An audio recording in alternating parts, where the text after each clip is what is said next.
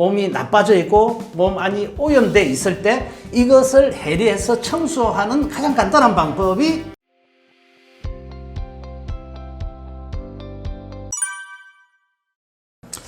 반갑습니다. 이호영입니다. 지금 이제 평택대학교에서 그 스포츠에 대해서 강의를 하고 있습니다. 예전에는 이제 건강 잡지를 통해서 월간지 기자나 편집장을 하면서 이 계통을 제가 알게 됐어요. 그리고 이제 그 중에 가장 자연스러운 방식으로 치유를 할 수 있는 수단이 단식이다 생각해서 2008년부터 단식에 대한 지도를 해오고 있습니다. 꽤 오래됐네요. 여러분 이렇게 만나 뵙게 돼서 반갑습니다. 제가 이제 그 당시에 기자 생활을 하면서 많은 명의들을 찾아다녔어요. 그 많은 분들을 통해서 병이라는 게 그렇게 어려운가? 그렇게 복잡한 시스템으로 되어 있는가? 이 부분에 대해서 좀 저는 의문을 가졌습니다. 의외로 우리가 태어날 때부터 병을 고치는 수단도 같이 가지고 나오지 않았을까? 거기서 이제 시작을 하게 된 거죠. 그러면서 음식과 호흡에 대해서 좀 연구를 하다 보니까 여기까지 왔습니다. 주로 이제 젊은 분들은 다이어트를 목적으로 옵니다.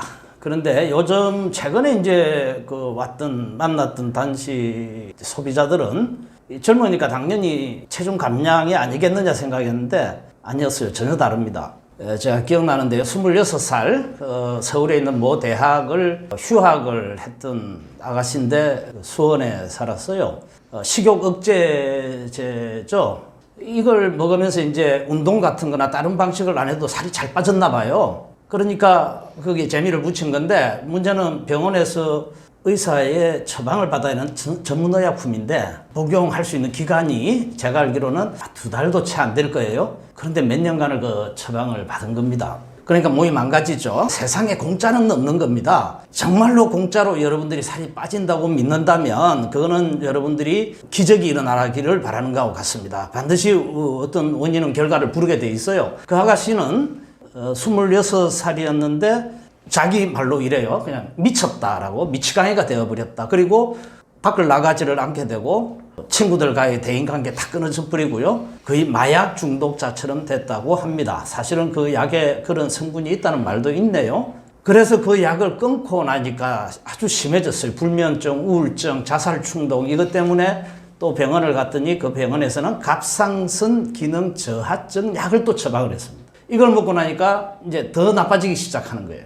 그 처방했던 의사들은 그 처방약의 부작용을 잘 모를 수밖에 없습니다. 그래서 이 아가씨가 아르바이트 하면서 모아뒀던 돈을 전부 들고 어느 날 정신이 들어서 그 당시에 제가 대구 팔공산에서 단식 지도를 하고 있었는데요. 거기까지 찾아왔어요. 여러분들이 다이어트를 목적으로 단식을 하시는 것도 좋은데 또 뭐 식욕 억제제 잠깐 도움을 받을 수 있을지는 모르지만 아주 위험합니다. 그래서 젊은 분들이 요즘은 그런 질환을 치료할 목적으로 치유 단식을 원해서 찾아오는 경우가 상당히 많이 늘었습니다. 비슷한 사례는 또 있는데요. 그 영양제 가다 복용에 의해서 찾아온 경우도 있어요. 이 아가씨는 당시에 28살이었는데 저한테 메일을 보냈어요. 살려달라는 메일이었습니다. 그래서 왜 그러냐 했더니 이제 공시생이었는데 계속 떨어지고 나는 이제 능력 없어 이런 거죠. 그죠?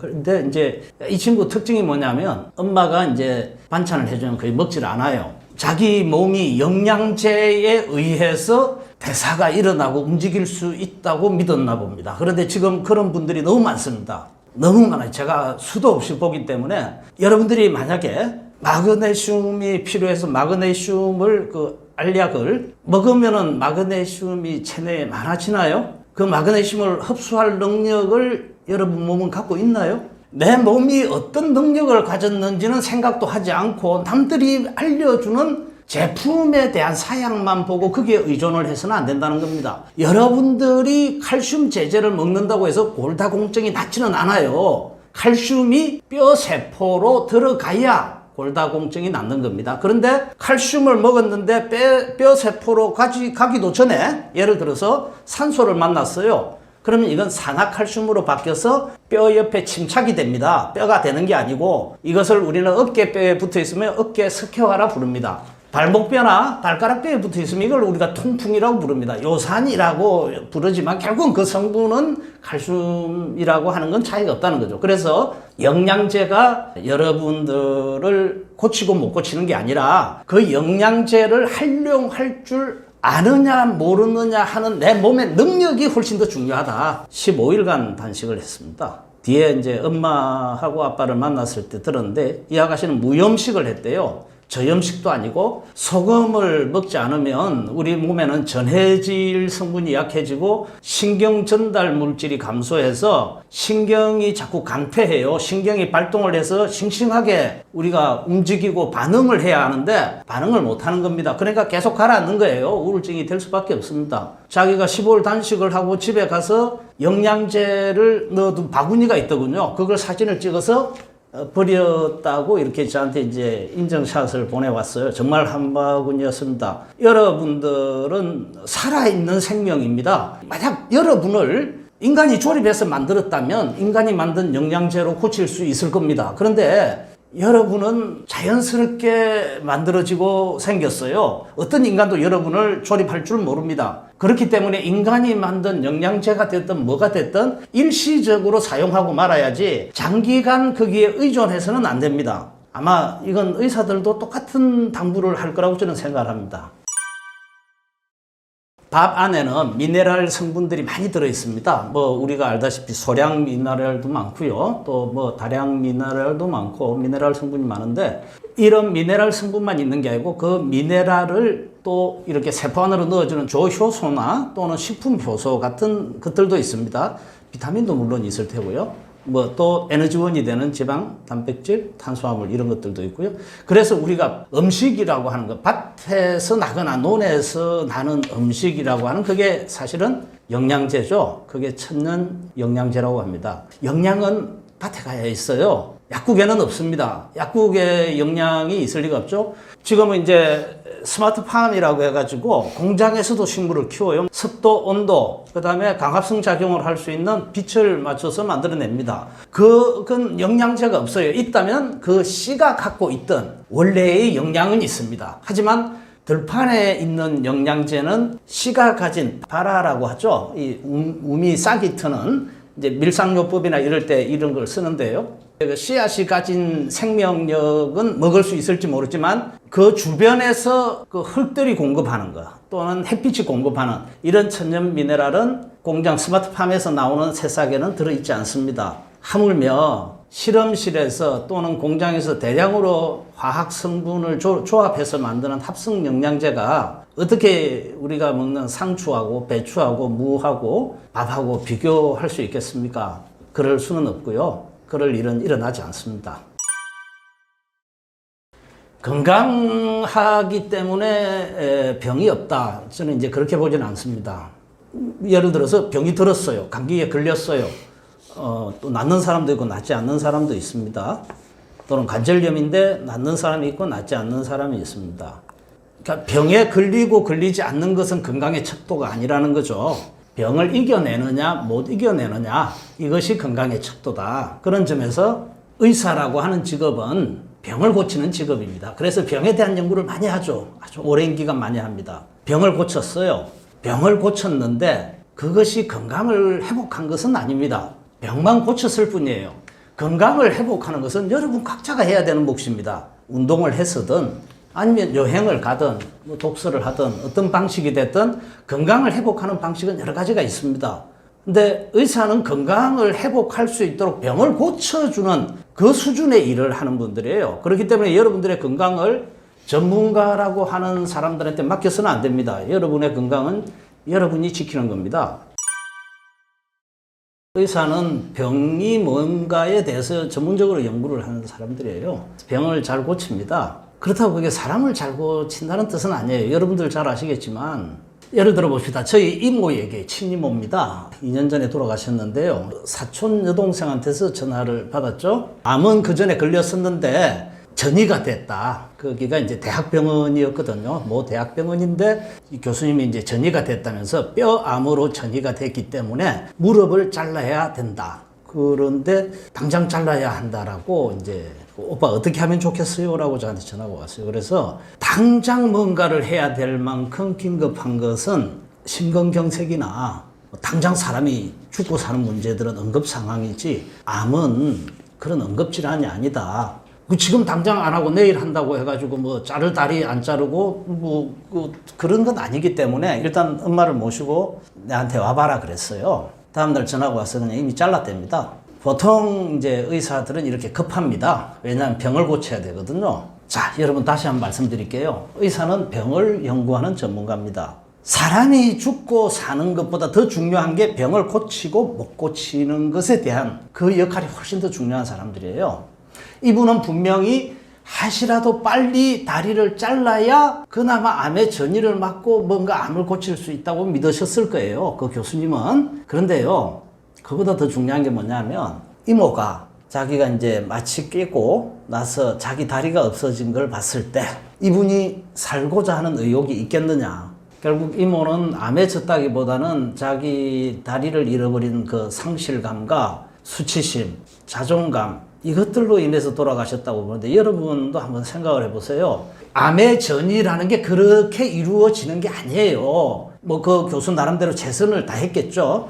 다리를 잘랐을 때 그래서 그 몸을 살릴 수 있다 치더라도 그 사람의 마음이 죽어버리면 그 몸도 죽게 돼 있습니다. 그 몸의 병을 고치는 거 물론 중요한데 그보다 훨씬 중요한 게 그 사람이 살고자 하는 그 마음을 불어넣어줘야 되는 거예요. 근데 의사들은 이걸 할 줄 몰라요. 병을 고치는 게 전부가 아니라는 거죠. 사람을 고치는 게 중요한 겁니다. 의사는 사람을 고치는 사람이 아니에요. 병을 고치는 사람들입니다. 그런데 마치 의사들이 사람을 고치는 전문가처럼 생각을 해요. 오히려 저는 사람을 고치는 전문가는 교사들이 해야 된다라고 생각을 하는데 교육은 사람을 고칩니다. 제가 단식을 지도하면서 중점적으로 하려고 애썼던 것이 바로 교육입니다. 단식에 대한 그 단식을 하는 프로세스도 중요하지만 그보다 훨씬 중요한 건 그 단식을 임하는 그 사람의 마음 자세, 마음가짐 그리고 또 호전 반응이나 단식 과정에서 일어나는 여러 가지 갈등들을 자기가 어떻게 스스로 극복해 가는 거예요. 왜냐하면 이것이 단식이 끝난 뒤에 그 사람이 사회생활에서 어떤 자세로 살아가는지를 결정하거든요. 그래서 제가 병은 의사가 고치고 사람은 단식이 고친다 또는 교육이 고친다 이렇게 말씀을 드리는 이유입니다. 병을 고칠 목적으로 단식을 하는 경우가 있습니다. 이걸 이제 치유 단식이라고 부르는데요. 보통 이제 단식을 해서 낫는 병은 음식으로 인해 생기는 병입니다.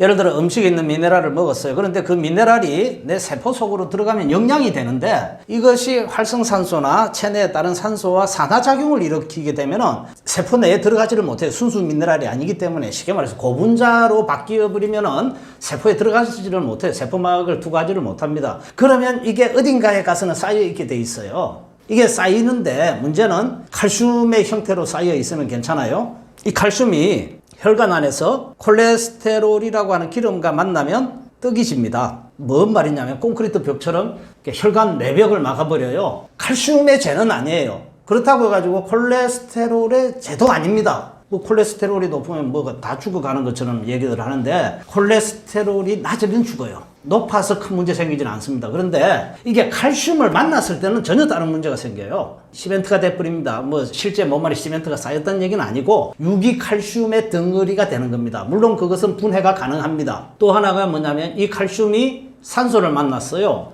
그럼 이게 CaO2 또는 CaO3라고 하는 산화칼슘 분자가 돼버립니다. 세포 안에 들어가지를 못하면 체내 어딘가에 쌓입니다. 여러분들이 어깨에 석회화라는 말을 들었을 겁니다.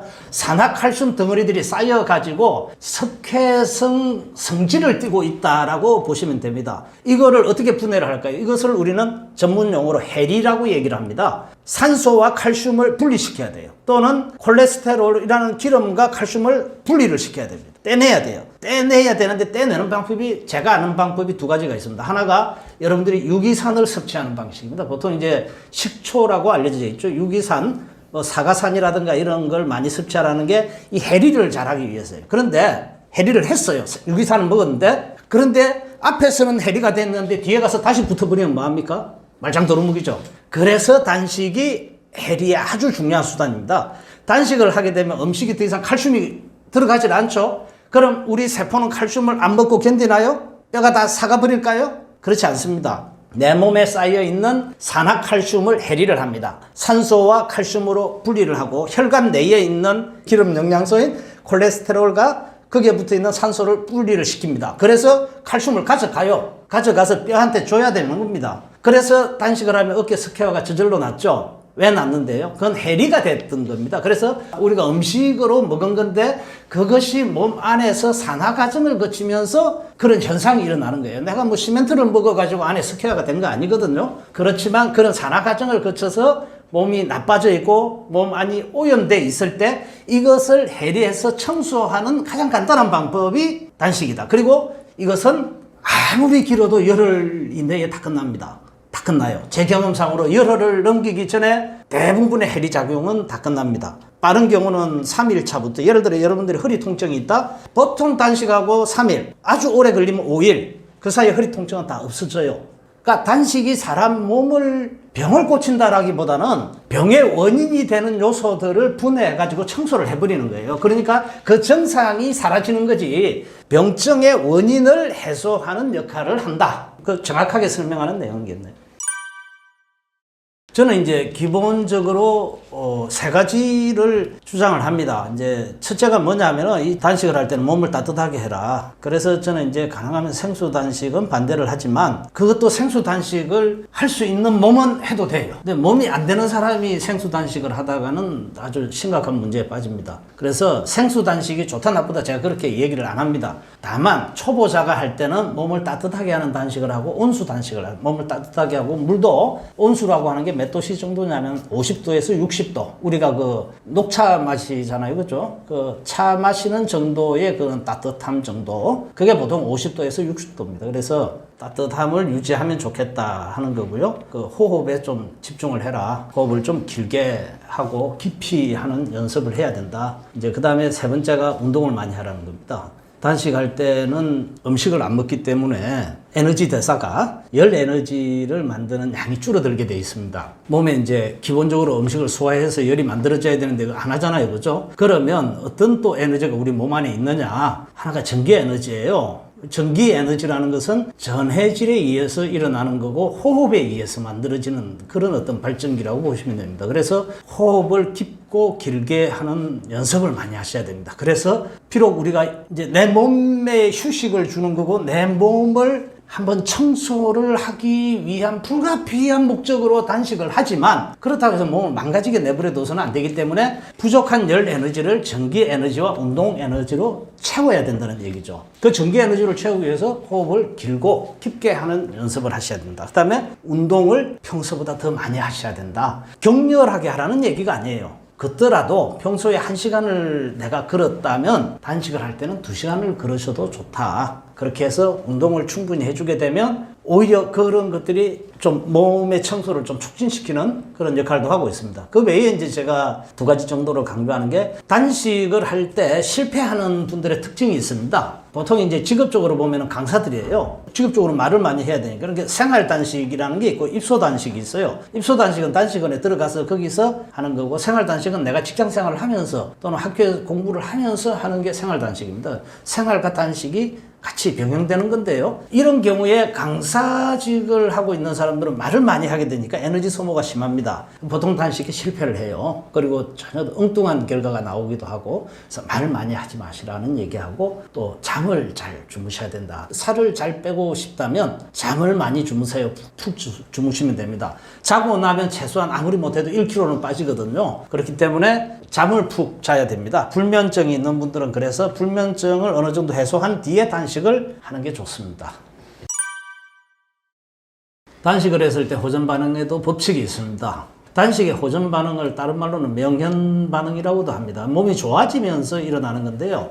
자, 그러면은 이게 몸이 좋아지기 위해서 일어나는 호전 반응인지 이게 몸이 나빠지면서 생기는 병증인지를 뭘 기준으로 판단할 거냐? 그 기준은 기분입니다. 기분. 내가 아파요. 여기가 아파. 아픈데 기분은 그렇게 나쁘지는 않은 것 같아요. 그러니까 내 기분과 내 몸을 분리해서 볼 줄 알아야 돼요. 두통이라고 가정합시다. 가장 흔한 게 두통이니까요. 머리가 아파요. 현기증도 나요. 그런데 이제 아프니까 기분이 나쁘잖아요, 사람들이. 그러면 그게 두통이라는 병이 생기는 겁니다. 그런데 아프긴 한데 기분까지 그렇게 나쁘지는 않아. 그냥 기분하고 좀 아픈 게 좀 별개인 것 같아라고 느낀다면 그것은 몸이 낫는 과정에서 일시적으로 일어나는 두통이다. 이렇게 보시면 됩니다. 그래서 호전 반응은 여러 가지가 있어요. 장이 안 좋은 사람들은 보통 이제 피부도 안 좋습니다. 여러분들이 피부에 뭐 점이 많이 생기거나 이랬으면은 그건 내 소화기관이 안 좋구나라고 보시면 거의 맞습니다. 그럼 이런 분들이 가장 먼저 일어나는 호전 반응이 뭐냐면 가려움증이 아주 다수예요. 아니면 이게 장이 되게 안 좋은 사람들은 두드러기가 나기도 합니다. 그래서 막 이것저것 막 긁고 이런 경우도 있고 그래요. 그다음에 이제 평소에 간이 안 좋았던 사람들은 아주 그 무기력해지고 피로에 찌들게 되고 이런 각각의 자기가 갖고 있던 병에 따라서 호전 반응이 다르게 나타나는데요. 신기한 건 호전 반응이 어제는 가려움이 생겼어요. 그럼 오늘은 두통이 생겼어요. 내일은 뭐가 생길까요? 이런 호전 반응이 거의 없다는 겁니다. 이거는 아주 중증 질환자는 매일매일 이런 게 생기지만 일반적인 환자, 중환자가 아닌 일반적인 사람들한테서는 이틀에 한 번 생깁니다. 예를 들어서 오늘 내가 가려움증이 심했어요. 내일도 있을까요? 내일은 가렵지 않습니다. 그럼 모레는 더 가려워질까요? 아니요. 그렇지 않습니다. 가려움증은 한 번으로 끝이 나요. 그 다음날은 더 이상 호전 반응이 없어요. 개운해요. 컨디션도 훨씬 좋습니다. 왜? 병이 나았으니까. 그런데 그게 하루뿐이라는 거예요. 그 다음날에는 뭐 두통이 생기거나 뭐가 또 다른 게 생겨요. 뭐가 하나, 그 첫날은 장이 좋아지면서 가려움증이 생겼고, 그 다음날은 야, 고생했으니까 하루 쉬어. 이거고, 그 다음날은 이제 혈압을 고쳐야 되니까 뭐 혈압을 고치는 과정에서 두통이 생긴다든가 뭐 이런 경우가 있을 수 있습니다. 그래서 호전 반응은 대개 하루 건너 하루 다른 방식으로 나타난다. 그리고 동일한 것이 반복해서 나타나지는 않는다. 다만 3일 차에 가려움증이 있었던 사람이 7일 차에 더 가려움증이 심해지거나 할 수는 있어요. 그러니까 이 주기를 고치고 나서면 더 세부적으로 들어가는 거죠. 더 세부적으로 들어가는 과정에서 또 한 번은 올 수 있지만 그 텀이 뭐 이틀, 3일 텀이 아니고 거의 뭐 5일, 7일 텀이다. 이렇게 보시면 되겠습니다. 단지 수분 관리죠. 체내 수분 관리인데요. 여러분들이 나이가 들어서 주름이 생기는 이유가 뭔가요? 수분 관리를 못해서 그런 겁니다. 그럼 체내 수분을 관리하는 건 뭘까요? 근육이죠. 근육을 관리하는 건 뭘까요? 힘줄이죠. 체내 수분 관리가 이제 근육이라는 게 젖산이 끼면 경화가 돼요. 그런데 근육만 경화가 되는 게 아니고요. 여러분들이 아기였을 때 여러분들의 뼈는 경골이라는 게 없었습니다. 다 연골천지였어요. 연골이었습니다. 그러다가 이제 청소년기를 지나면서 연골이 서서히 경화가 됩니다. 단단해져요. 그러면서 맨 끄트머리에만 연골이 남아있고 나머지 다 경골로 바뀌어버립니다. 자, 나이가 이제 70이 됐어요. 이 연골이 경화가 일어나 버리면 이제 연골이 없어지고 경골만 남아있는 겁니다. 이걸 병원에 여러분들이 가면 뭐라고 하죠? 연골이 다 닳았어요. 라고 하죠. 연골이 뭘 닳습니까? 닳기는. 이게 무슨 코로 다니는 무슨 내연기관차도 아니고 연골이 어디 부딪혀가 달라고 닳기는 연골이 다른 게 아니고 연골이 경화된 겁니다. 경골이 된 거예요. 근육도 마찬가지입니다. 젖산이 계속 생기면 단단해져요. 연세 드신 이제 농사 짓는 어르신이 와서 이러는데 뼈를 만지니까 되게 단단해요. 그래, 아이고, 배 단단하시네요. 그랬더니 이분이 자기 근육 좋다고 막 자랑을 하더라고. 근육 아니거든요. 근육 아니에요. 근육은 그렇게 단단하지는 않습니다. 근육은 탱글탱글하지 단단하지 않아요. 그런 것을 이제 적취라고 부릅니다. 적취. 이 배에 있는 적취라고 하는 게 그거예요. 적은 오장에서 나와서 제자리에 머물고 치는 육부에서 나와서 돌아다니는 걸 얘기합니다. 그래서 이걸 담하고 자꾸 헷갈리는 분들이 있어요. 근데 적취라고 하는 겁니다. 이런 것들이 되게 이제 복부에 있으니까 적취라고 하는 거고, 이게 그냥 그 팔 근육에 있으면 이걸 젖산이라고 하는 겁니다. 이런 것들이 자꾸 경화를 시키는 거예요. 단단하게 만드는 겁니다. 이렇게 단단해지면 어떻게 되느냐? 수분 관리가 안 돼요. 근육이 제 기능을 못하니까 수분을 못 잡아줘요. 그럼 수분이 빠져나가 버리게 됩니다. 이렇게 되면서 근육이 감소하고 주름도 많이 생기게 되고 이렇게 됩니다. 그러니까 체내 수분 관리를 하려면 어떻게 되나요? 첫째가 복식호흡, 두 번째가 근육 관리예요. 근육 관리. 이 두 가지가 아주 중요합니다. 이 시청자 여러분께 제가 좀 드리고 싶은 말씀은 누가 뭐를 했더니 나았더라, 잘 됐다더라 하는 그런, 우리가 이제 그걸 단방이라고 합니다. 실제로 이제 그런 약물 처방에서 단방은 거의 쓰질 않아요. 그런데 사람들이 혹하기에는 그것만큼 좋은 게 없습니다. 그래서 단식에 대해서도 누가 단식하고 살을 얼마 뺐다더라. 그럼 나도 그렇게 그 사람이 어떻게 해서 뺐는지는 관심도 없는 거야. 그냥 단식하고 뺐다니까 그냥 나도 쫄딱 굶으면 빠지겠거니 이렇게 쉽게 생각하지 마시고 좀 철저하게 연구도 하고 조사도 해가지고 하셨으면 좋겠고 특히나 그 단식하기 전에 단식할 일이 없도록 몸을 좀 관리했으면 좋겠다. 내가 단식 뭐하러 내가 왜 단식을 해야 돼? 이럴 정도로 몸 관리를 하십사. 그러려면은 첫째 밀가루 음식 조심해서 드시고 가능하면 멀리 하시는 게 좋고 그 다음에 전자레인지에 뭘 뺑글뺑글 돌려가지고 먹는 음식이 있어요. 이게 가공식품이라고 있고 또 그냥 봉지 뜯어가 물찌 붓고 1분 있다가 그냥 먹으면 다 익어가지고 먹는 이런 인스턴트 식품. 그 다음에 아주 뭐 냉동실에 넣어놨다 꺼내는 뭐 맥주 같은 이런 거라든가 차가운 음식. 특히 최근에 이제 많이 문제가 되고 있는 영양제. 이런 거 합성 영양제. 물론 여러분들이 보다 보면은 네트워크 회사나 이런 데서 이럴 겁니다. 우리는 천연 영양제라서 걱정이 없어요. 천연 영양제는 캡슐에는 들어있지 않습니다. 논이나 밭에 나가야 됩니다. 그렇기 때문에 이런 합성 영양제 또는 그 화학약품 좀 많이 조심을 했으면 좋겠어요. 우리가 있는 이 도시라는 공간 자체가 수없이 많은 매연과 태석 연료들로 인해서 이미 오염이 되어 있습니다.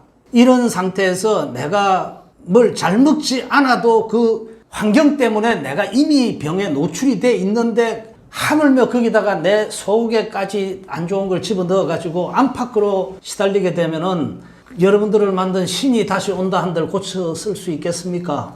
그러므로 우리가 사는 환경이 나빠진 것 이상으로 또 우리 체내 환경도 나빠질 위험이 너무 많습니다. 그렇기 때문에 매 순간 조심하시고 기왕이면 이런 단식 같은 거 알 필요도 없을 만큼 여러분들 몸 관리 잘했으면 좋겠습니다. 감사합니다.